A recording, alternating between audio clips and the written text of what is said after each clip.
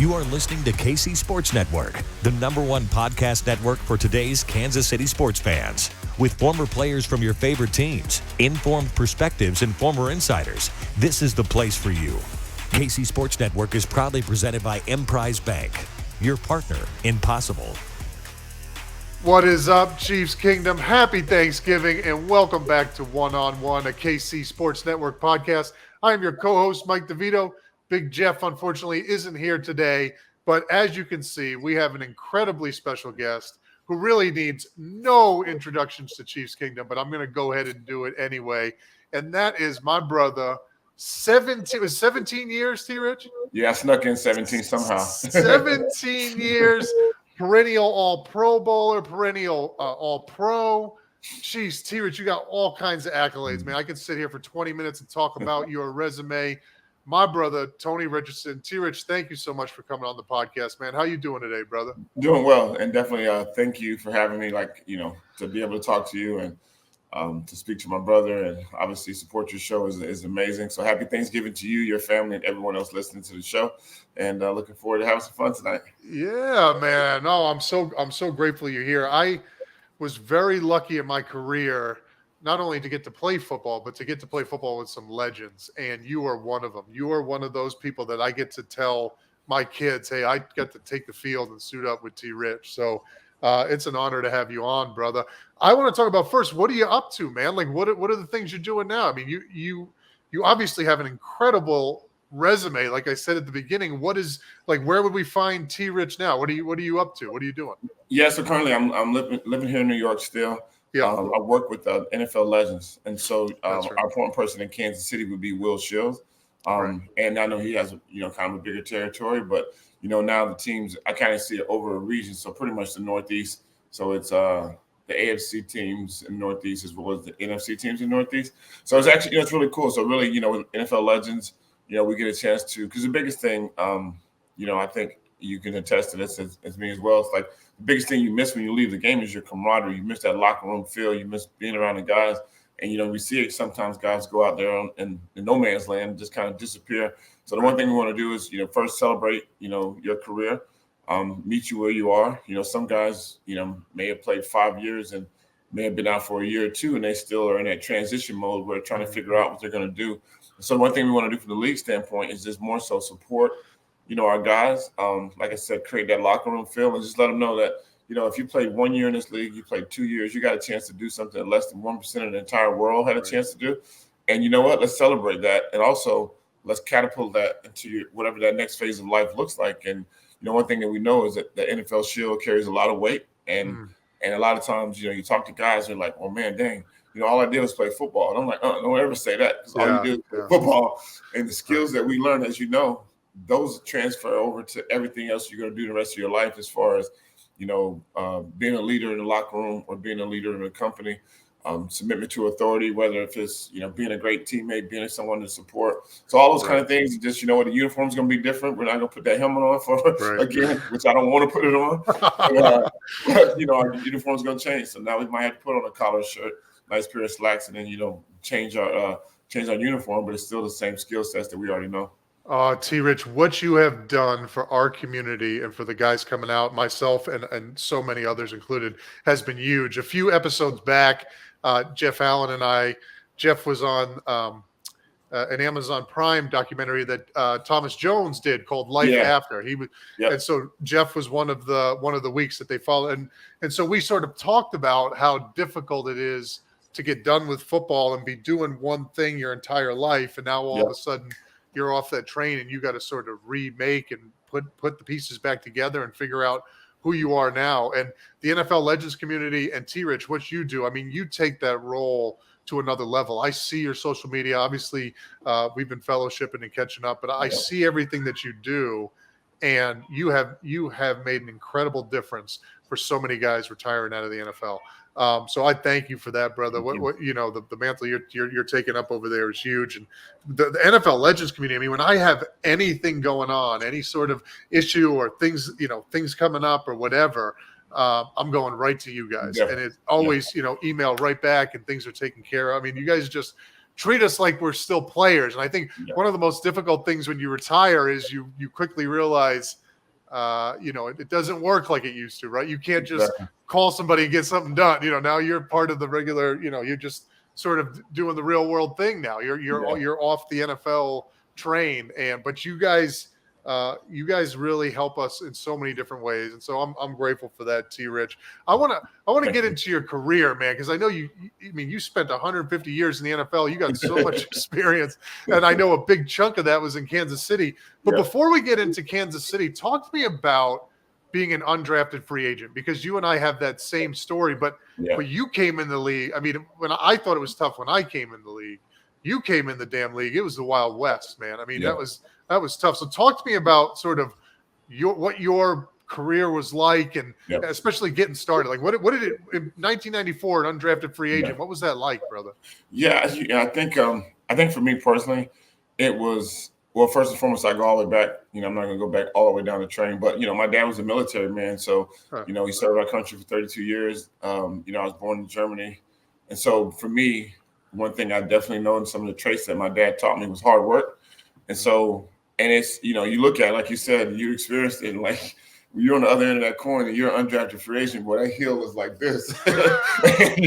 You know what I mean? And it's like, it's tough, because, but the thing about it, I think the best thing that happened to me, obviously having that upbringing with my dad, but, playing at Auburn University. So for me, playing at a small town, well, I guess in high school, coming from a small town and having to go to like a big university like Auburn, and just understanding like all 100 of the kids are literally all like 5-star recruits, or, so it's like you're fighting every single day. And so it's just, I didn't get drafted. I think I was so naive, and, looking back on it, that I didn't even know what I didn't know. And so when I got the opportunity to go to the Dallas Cowboys, we had just come off an undefeated season at Auburn.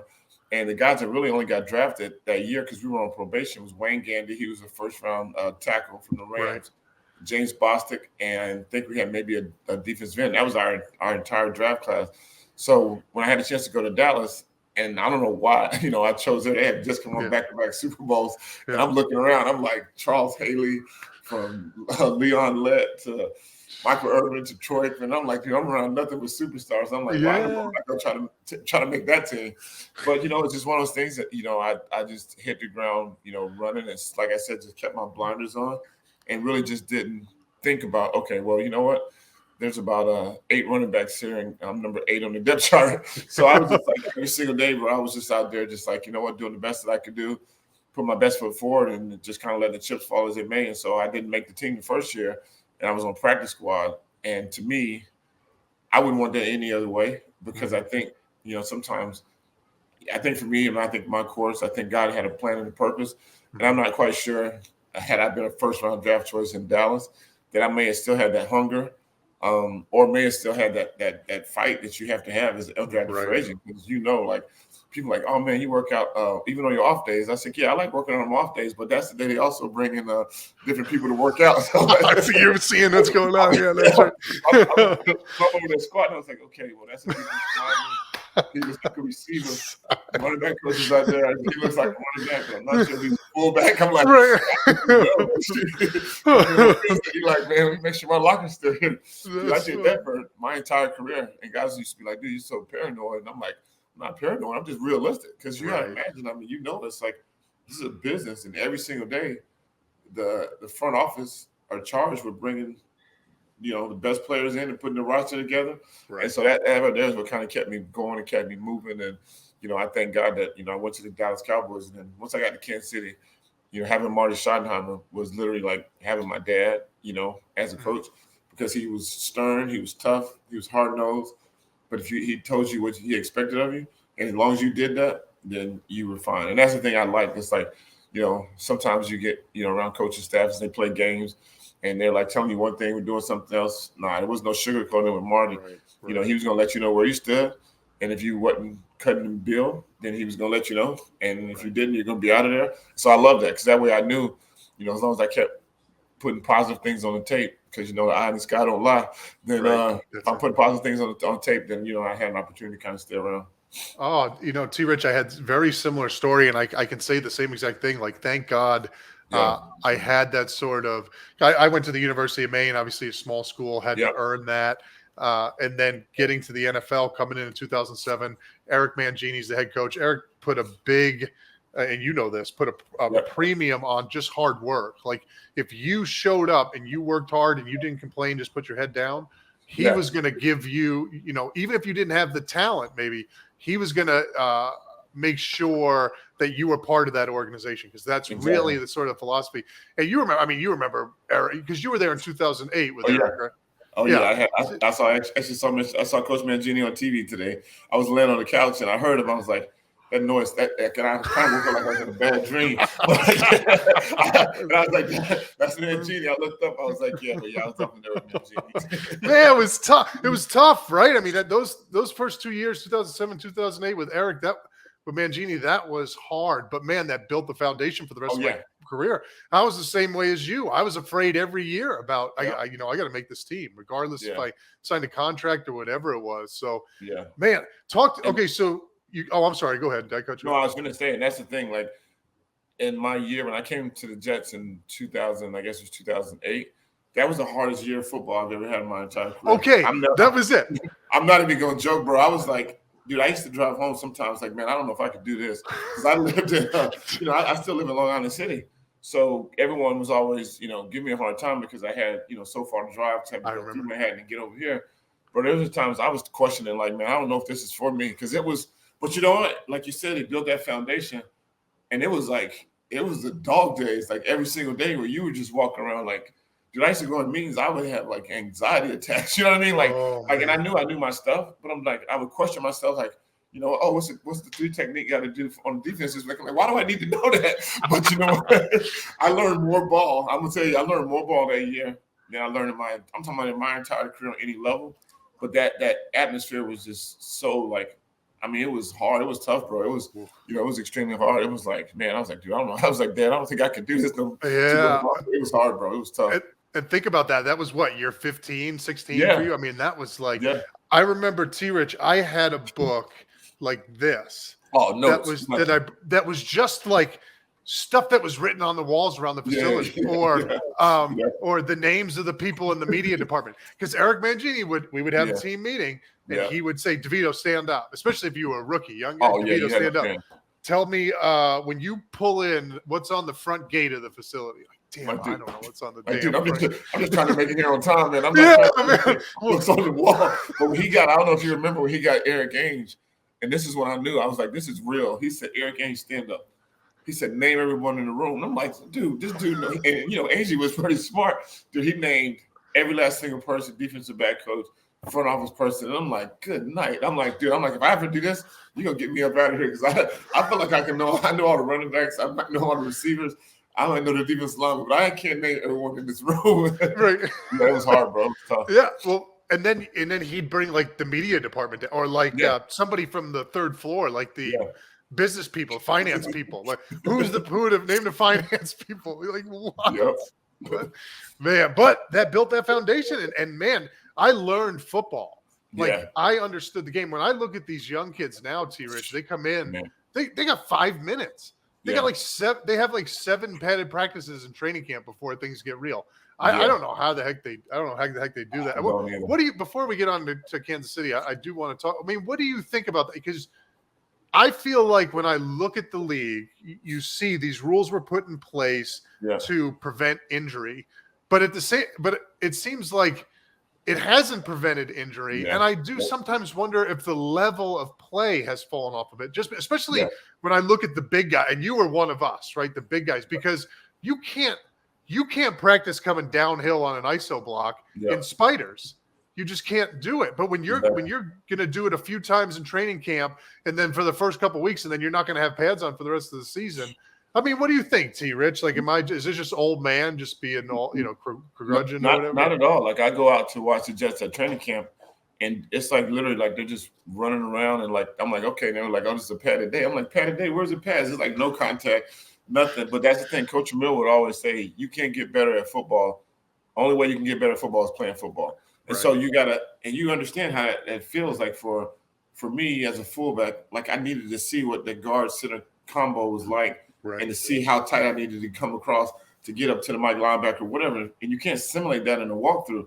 I mean, I think a classic example, and obviously it's extremely difficult to practice these kind of plays, but when Buffalo against who was that? When they fumbled the snap against the Vikes. Yeah. And one, that's gonna be extremely hard to rep that play because obviously the center's about to get blown up. Right. But right. kind of one of those things. It's like you can't physically, if you're not going 9-on-7 when the Jets. So you remember 9-on-7 was harder than anything that we were ever going to do in the game. I don't care if we had a 60-play running drive. There was nothing that was going to be harder. It was our 9-on-7. It was 12 plays because we used to get after it. Literally that was a full speed collision every single day, sometimes twice a week.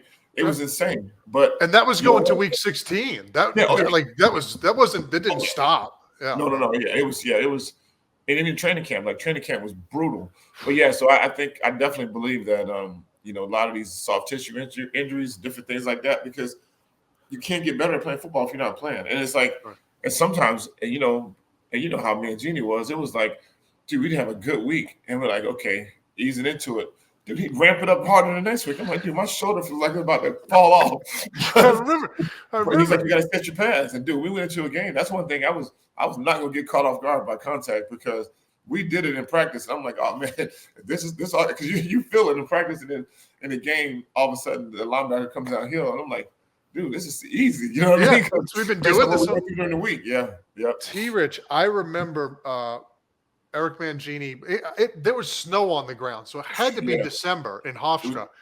We started practice with one-on-one tackle drills. Yeah. Remember we used to go 15 yards apart, and then that's how we started practice. Yeah. Man, totally. If it starts like that, it ain't getting no better. No. We were laughing the other week. I was telling Jeff because the Chiefs had the bye week. I was like, man, those first few years without the bye weeks was the worst. I hated bye weeks. Oh, hated bye weeks. Oh, yeah. Bye week was crucial. Keep bye weeks. Exactly. Let's just go. Let's roll. Let's keep going. Yeah, exactly. Man. Hey, folks, hate to interrupt, but I got to tell you about our friends at DraftKings. And NFL Sundays are only getting better, and so are the incredible offers at DraftKings Sportsbook, an official sports betting partner of the NFL. Right now, new customers can bet just $5 on any NFL team to win and get $200 in free bets if they do. Check this out. Right now, everyone can earn up to a 100% boost with DraftKings stepped-up same-game parlays. Go to the DraftKings Sportsbook app, place a same-game parlay, and combine multiple bets like which team will win, player props, and point totals. I really love doing these same-game parlays. The DraftKings app is the best app out there. You can't get a better experience, just user-wise, the deals, everything, it's perfect. And with payouts bigger than ever, DraftKings Sportsbook is my go-to when betting on the NFL. Here's what you got to do. Got to download the DraftKings Sportsbook app now and use promo code KCSN and place a $5 pregame moneyline bet to get $200 in free bets if your team wins. Only at DraftKings Sportsbook, an official sports betting partner of the NFL with code KCSN. Minimum age and eligibility restrictions apply. See the show notes for details. Now let's get back to the show. T-Rich, all right, so when I look, you played with not only are you one of the greatest players to ever do it, but you played with some of the greatest players and greatest coaches to ever do it. You brought up Shadi, you brought up Vermeil. Talk to me about those two guys. Like, what were their coaching styles like? What was the atmosphere like? Like, I always like to think back and compare sort of what it was like under Eric Mangini compared to Rex Ryan, compared to Andy Reid. You got two Hall of Famers there. What were those two guys like? Yeah, it was pretty great. I mean, the good thing is that, for me, and I think the things that really helped me, and I think you can attest to the same things, just like, having leadership. So obviously when I looked at Dallas Cowboys, we had great leaders. When I got to Kansas City, there was leaders across the board. I mean, I'm in the locker room with, Marcus Allen, Kimball Anders, and then look on defense. I'm like, I had to go against Derek Thomas every day in one-on-ones. Like, I could never block him. But the thing about it was like, if I got to try to deal with DT from a linebacker standpoint, there's not a linebacker other than God rest his soul, Junior Seau, that I had to deal with. That was just like that. But it was like you were prepped, you were ready, and that's the biggest thing. It's like Neil Smith, Dan Sally-Moore, Tracy Simeon, Dale Carter, James Hasty. Like we had good leadership guys. And it's interesting because I did Rich Cimini's podcast, I think it was yesterday morning. Yeah. He was asking me because, the whole situation with the quarterback came up. And so he was asking me, like, what's some of the things that I see different from the locker rooms I've been in. I said, the thing that we don't have anymore, and I said, I know that the game's gotten younger and, the money obviously is getting greater, but you don't have that grizzled vet that was like in year 10 who was a, backup linebacker, but a special teams guy. Like, those were the guys that kept your locker room together. That was the glue. And you don't have those guys no more. And so that's the biggest thing. It's like, Marty was such a great leader, but he also empowered people around to step up and lead. And that's the same thing with Vermeil and all those kind of things. It's like, you know what? The coaches can coach the X's and the O's, but your locker room has to take care of the locker room. Right. And things, and there's, how in the course of a season, things always come up, things happen, whatever. But we took care of that in-house. You know what I mean? It was like, we, our coaches allowed the veterans leaders to lead. And so I think that was the biggest thing. Is just like, I love having that leadership style where, Coach Vermeil would say to me all the time, he's like, T, whatever you do, don't ever be the smartest person in the room. He said, and don't be intimidated by people who are smarter than you, because that's the only way you're going to get better. Right. He said, all my coaching staffs, I wanted my offensive coordinator to one day go on and be a head coach. Right. I want my defensive coordinator to go on, because if I can empower my guys to lead and do what their skill set is, that's only going to make us better. But you got some coaches like, I got to be the smartest guy. I got to have my hand in this. I got to do this. And it's like, so those are the things I really love from those leadership styles, of really just like empowering the players to lead. Right. And I think that's why, like with Jeff Saturday, everyone's giving him a hard time. But I'm like, look, Jeff's smart enough and he's wise enough to realize, like, I just need to be a leader. I don't need to know what, I don't have to know all this stuff. I need to, learn it. But at the end of the day, my defensive line coach is going to work with the defensive line, my defensive back coach, and I don't need to have my hand and all that. But you know what?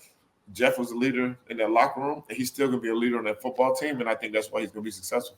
I'm totally with you with Jeff said. I couldn't believe the pushback. I was like, I would friggin' love for a guy like that. I mean, he just comes in there with instant clout. Like you know what this guy, what he did. I mean, this is I don't know, Jeff's a Hall of Famer, or if not something. I mean, he's a really good player. Oh, for sure. So yeah, I'm with you. I didn't understand the pushback there. I think he's a fantastic choice. Talk to me. So I want to go back to about one point that you made about how we don't have that sort of grizzly vet in the locker room anymore. Yeah. When Rex first got to, so Eric Mangini brings you in, he brings Alan Faneca in, he brings all these guys that it was like it, man. Talk about leadership. I was really lucky in my career to have guys like you to look up to. But then when Rex comes, I remember on defense at each level he brings in Jimmy Leonard for the secondary, Bart Scott at linebacker, and Marquise Douglas at defensive line. And these are your grizzly older guys. They're going to set the standard. They're going to teach you the defense. They're going to lead by example. And it was like they're going to tell you, they're going to show you what's up, what it means to be a Jet. Exactly. Why don't we have that anymore? Is it just the sort of the pace, the contract structure with the guaranteed money? The older you get, the more you're guaranteed. I mean, talk to me, brother. Is there a reason we don't have it? Because we don't. We really don't. I think exactly. I think you hit the nail right on the head.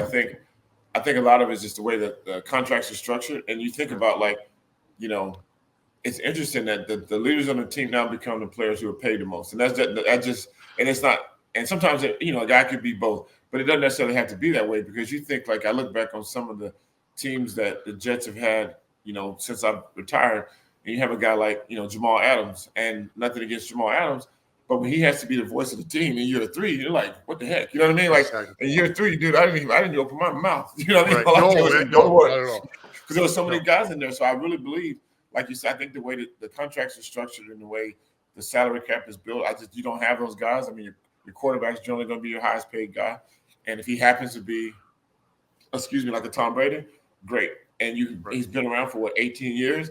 That's a different story, but you just don't have those guys all of a sudden. Now your leader of your team is your 3rd year, 4th year guy, just because now he's the highest paid guy. Yeah. And everyone's looking up to him. And it's like, that's the part I think that really has changed the game, and it affects the locker room, because, how can you lead? How can you be a leader if you've never been taught to be a leader, or you haven't had guys that can pass the torch? And that's the thing. I think every locker room I've been in, there's always been 2 to 3 veterans that you just looked at. Like when I was with the Jets, when I was with the Chiefs, we had Dave Zott, and Dave was a strong Christian man. He was the same guy every day, sitting in his locker. Guys are doing this. Dave's sitting there, he's reading his Bible. I'd go to his house. He didn't even have a TV in the house, And he started teaching me about like, the importance of family and quiet time and things of that nature. But guess what? When he's a former Penn State wrestler. Guess what? When you line up, Zop's going to give it to you. You know what I mean? And so you look at that. You look at guys like that because those were the guys that you like, quiet demeanor, but also was a dog on the field. And you don't have to. He didn't have to. David never have to get up and yell and scream. But if Dave says something like, "Okay," like, "Whoa," you know what I mean? And those are the guys. That's how you build your locker room. So yeah, I think that's really. I mean, dude, I'm like that. You look at. I mean, even like the current Chiefs teams right now, and obviously they have good leadership because your quarterback is, and you got Travis Kelce, you got those guys. But you look around, I think that oldest guy might be in his 8th year. I don't even know. Right. Like you look at the rosters, you don't even have that 10-year guy anymore. Yeah. Right. No. I mean, I remember my last year going into year 10, and my minimum contract was $1 million, and I'm like, I wouldn't pay me $1 million. I know, right? I'm a first, second down run guy. I'm like, I'm in for 20% of the plays. So no, I mean, I get that, but it's just, I mean, you bring up a good point. Like when I look at KC's roster, even though they do have fantastic leadership. Exactly. Yeah. You don't have that grizzly vet. You look at Pat Mahomes, he's incredible. And I hear him talk and he is a leader but at the same time, it's not the Eric Berrys or the LaDainian Tomlinsons or the Tony Richardsons or the Sean Ellis, just something, the Derek Johnsons, right? I mean, there's just something about that. That is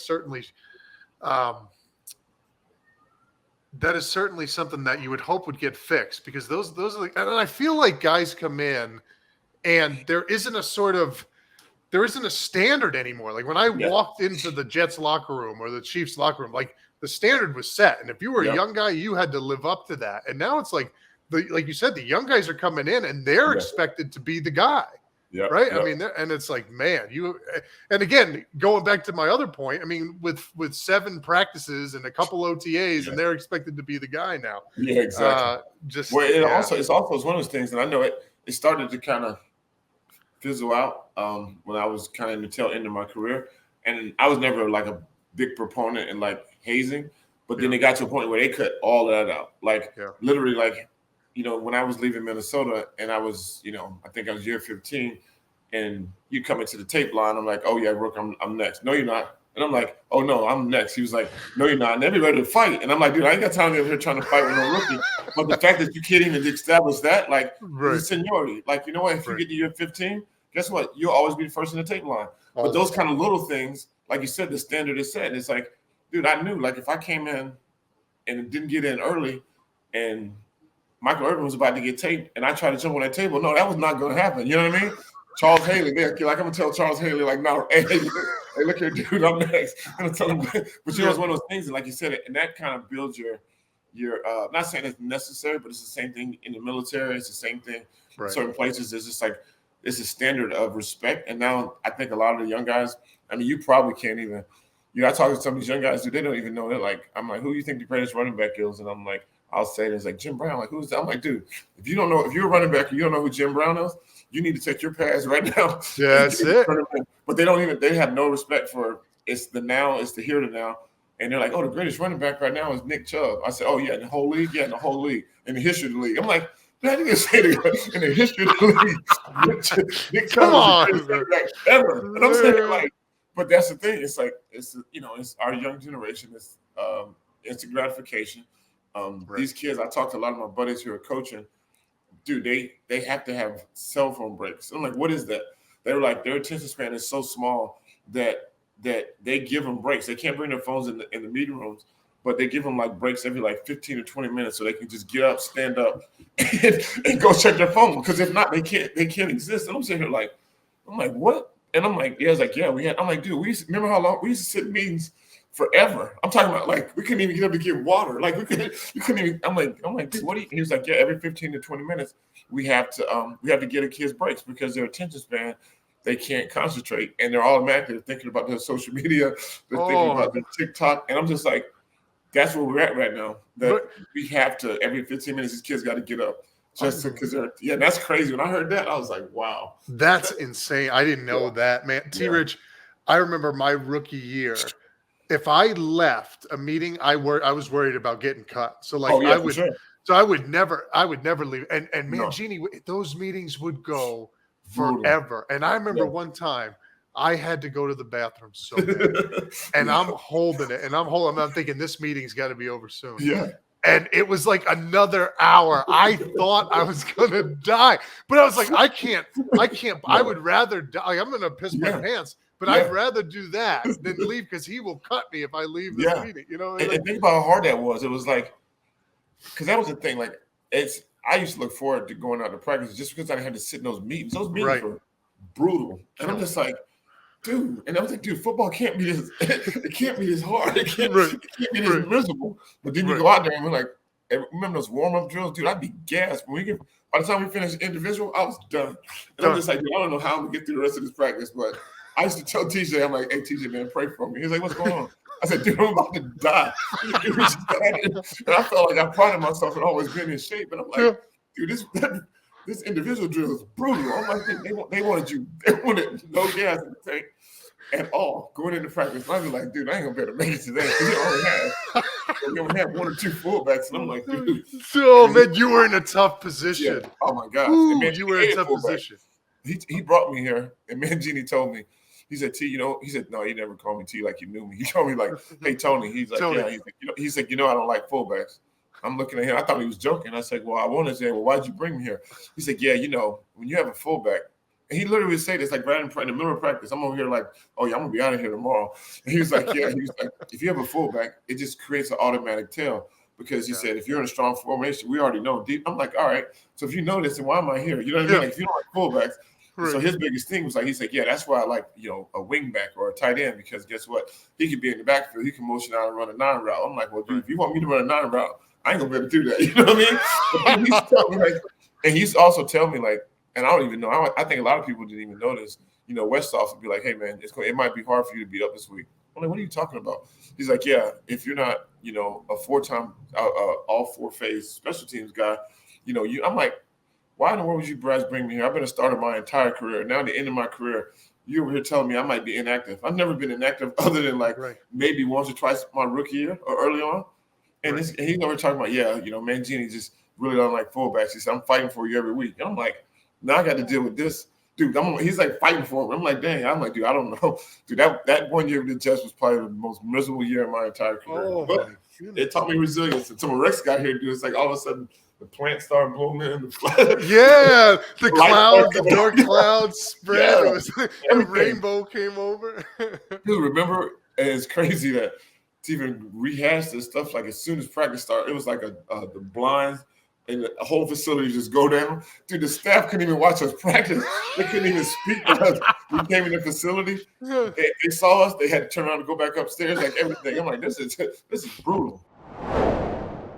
Hey, sorry to interrupt, but I've got to tell you about our friends at Liquid Death. And by now, you know that those strange tall boys in that bottled water section, there's not actually beer. It's mountain spring water from the Alps, and it's called Liquid Death. It's a crazy new water brand. Cans look wild. I've got one right here. I've already got the Severed Lime with me, one of my favorite flavors, my favorite flavor, actually, of the Liquid Death. It comes in several different flavors if you want the sparkling water, the still water. It's all great. But why is it called Liquid Death? Well, it'll brutally murder your thirst. That's why. And their infinitely recyclable tallboy cans are here to bring death to plastic pollution. I love to see that. They also donate 10% of the profits from every can sold to kill plastic pollution as well.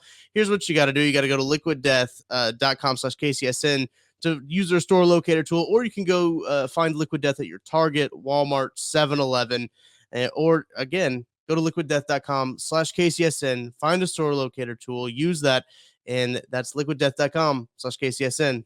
Let's get back to the show.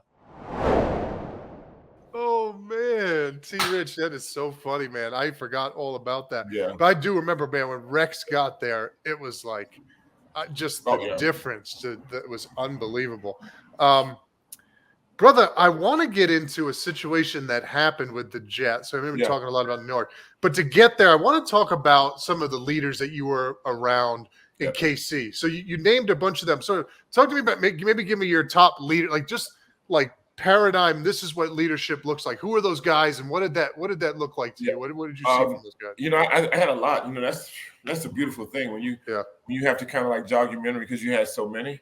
But I remember early in my career, having James Hasty, and James was no nonsense. Like, dude, that dude, and that's when back in the day when you bump and run, you could pretty much danger assault someone at the line of scrimmage. So, right.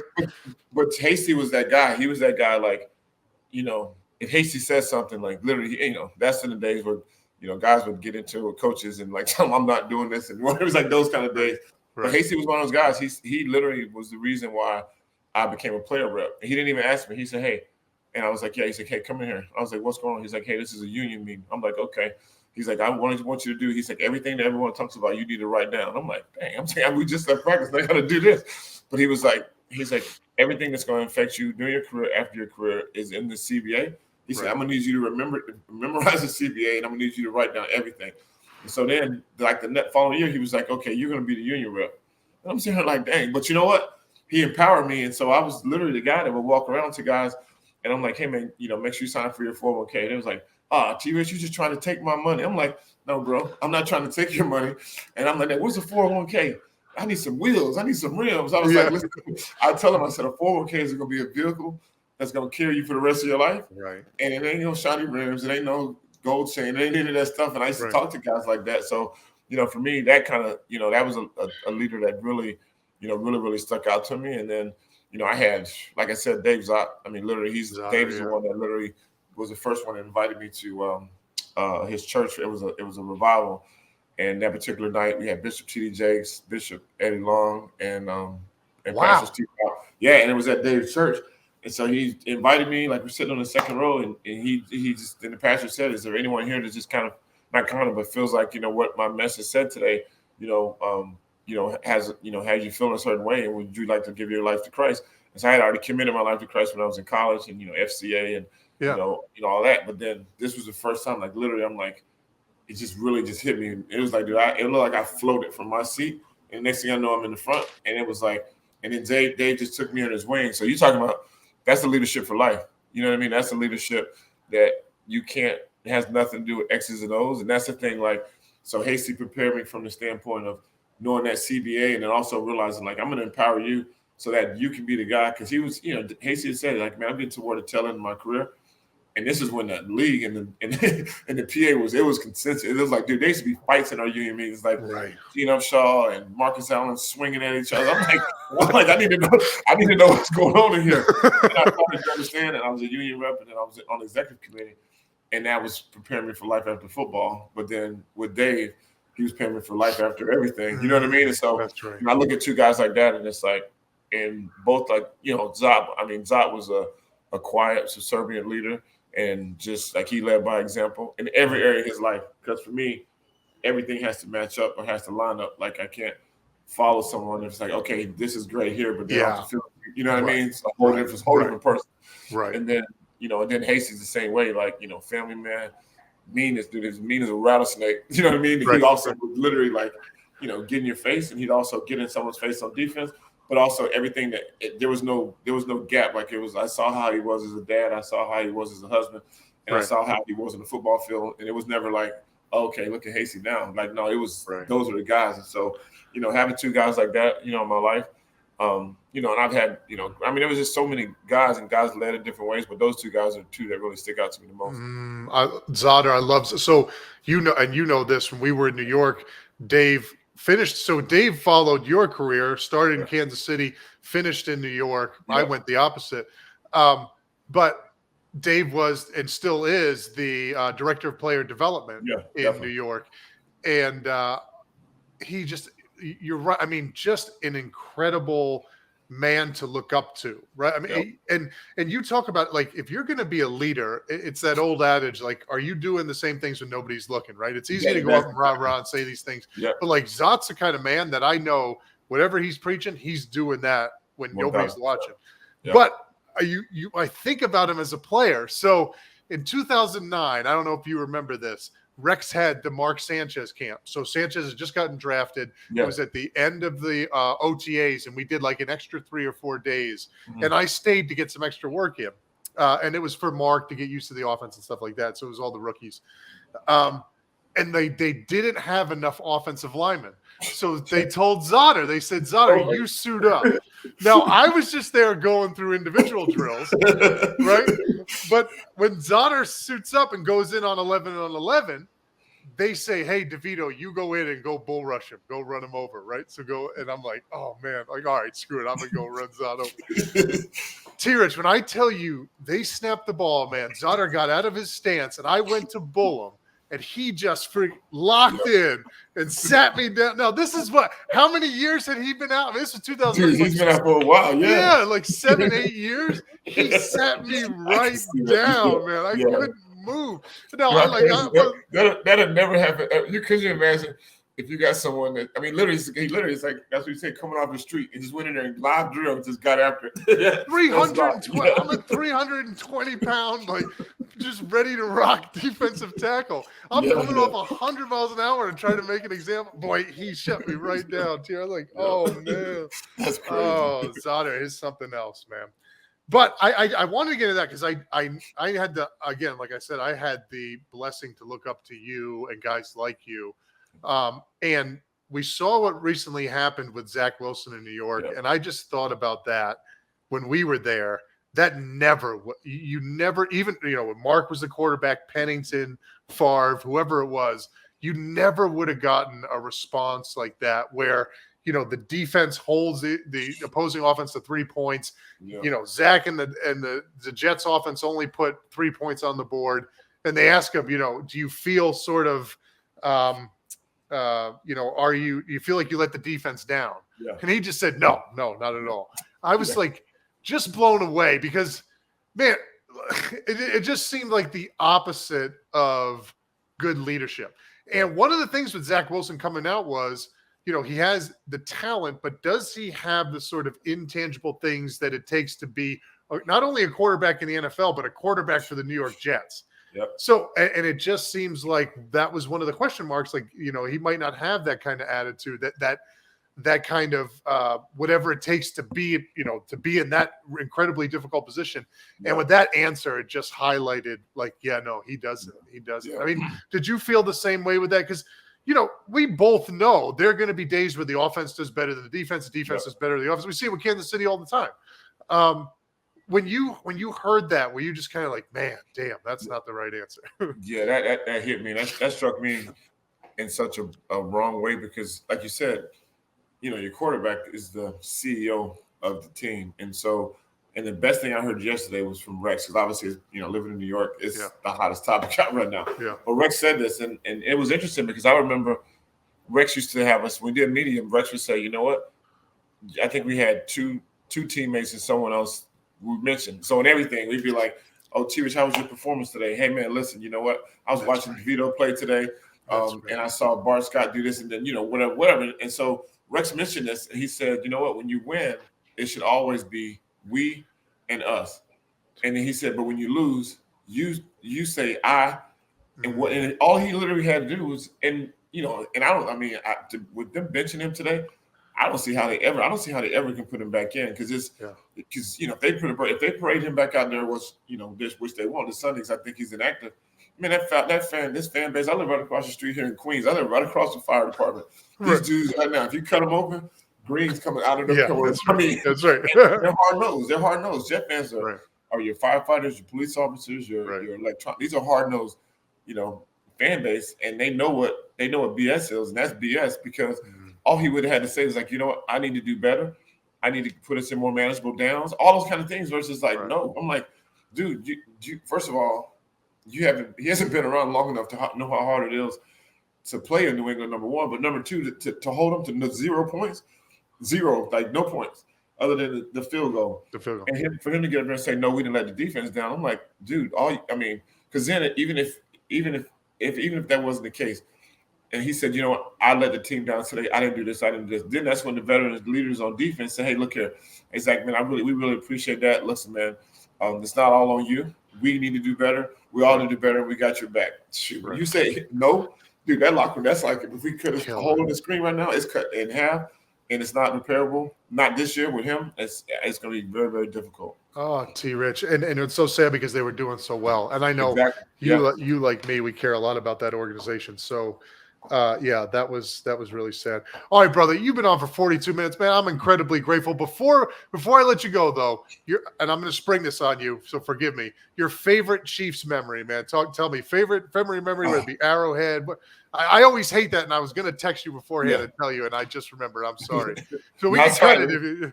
But favorite memory in KC. I get to. I mean, there's so many because we had. I was just talking with Dante Hall yesterday. Yeah. And dude, we had so many great memories. But I'm gonna tell you one that really stuck out was it's training camp, and I want to say Herm was still with the. Now who was? Yeah, no, it was. Yeah, I guess we were getting ready to play. We were getting ready to play the Falcons, and they were talking like mad jump, mad stuff. Yeah. And so Vermeil was like, you know what? We're gonna run the ball every single down. Like literally the first drive, we didn't complete one pass. We ran it every last single down. And dude, we went out and rushed for 8 rushing touchdowns. 8. Priest had 4. Derek Blaylock had 4. They were talking like mad junk. I guess, Vermeil had got a hold of like some kind of stuff. They were talking noise in like training camp, and we said we're gonna run the ball. I'm talking about they could be 39. We were running it, getting it. Woo! 32, getting it. 4th and 1, getting it. It's like if you're on the other side of that coin, dude, you getting ran through like that. Dude, 8 rushing touchdowns. It's like that was probably. I mean, you're talking about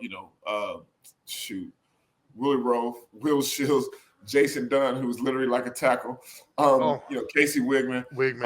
Brian Waters. Dude, you're talking about 4 different people off the. Dude, we were taking defensive linemen. They were just taking them back 10 yards and just sitting them down. It was like, and the running backs. Can you imagine giving up 8 rushing touchdowns? It was that was pretty special. That's probably for me, because a lot of guys are always like, man, what are some of your favorite memories? Like, was when you're running against the Broncos, you were carrying the ball. I'm like, no, mine is blocking, just owning people, just like right in the mouth. Sure, you're gonna get it. And my tailbacks were able to get 8 rushing touchdowns. That means the offensive line and fullback did their job. So, man, I look forward to. Man, and T. Rich, you did such a great job at it, man. One of the best to ever do it, brother. Thank you for your time today. I know if I'm grateful, Chiefs Kingdom incredibly grateful. Thank you for coming on, brother. We love you. Chiefs Kingdom, we will see you next week, hopefully with another W. Come back, check us out here on 1-on-1.